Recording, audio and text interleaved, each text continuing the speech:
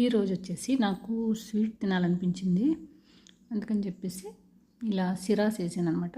దాంతోపాటు ఉప్మా. అరే చూసారా భలే వచ్చింది కదా ఇదైతే.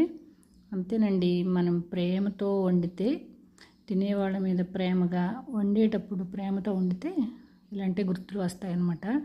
ఇది ఉప్మా. ఇవాళ మా టిఫిన్ వచ్చేసి సిరా ఉప్మా అన్నమాట. నాకు స్వీట్ తినాలనిపించి సిరా చేశాను.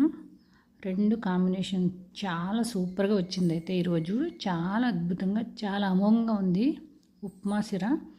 నాకు ఉప్మా తినగానే టీ కూడా కావాలి, అందుకే పక్కన టీ కూడా పెట్టేసుకున్నాను. ఉప్మా సిరా అయితే రెడీ అయిపోయింది. ఇక్కడ ఇది మా అత్తగారు బాక్స్ రెడీ చేసేసాను అనమాట.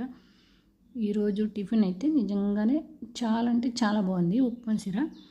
సిరాలో అయితే నేను కలర్ వేయలేదు.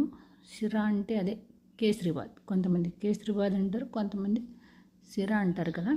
ఇందులో నేనైతే కలర్ యాడ్ చేయలేదు, ప్లెయిన్ అనమాట.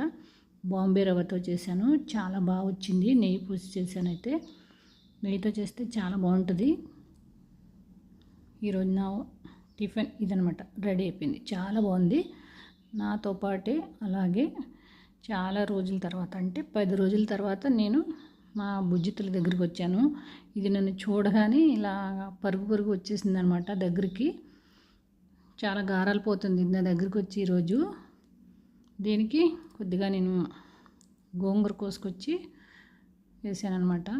దీని టిఫిన్ ఇది. ఈరోజు ఎండ బాగా వచ్చింది. వారం రోజుల నుంచి వర్షం తర్వాత ఈరోజు ఎండ బాగా వచ్చిందనమాట.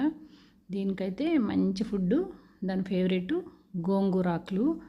గోంగూర అంటే బాగా ఇష్టంగా తింటుంది. ఇది తినే ఫుడ్ వచ్చేసి బెండకాయలు, గోంగూర అదే అనమాట.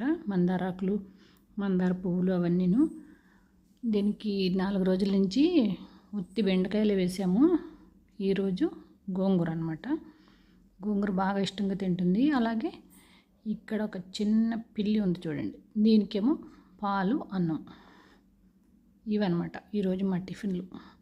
దీనికి పాలు అన్నం, దానికి గోంగూర, నాకు ఉప్మా సిరా. ఇది ఈరోజు నా వీడియో.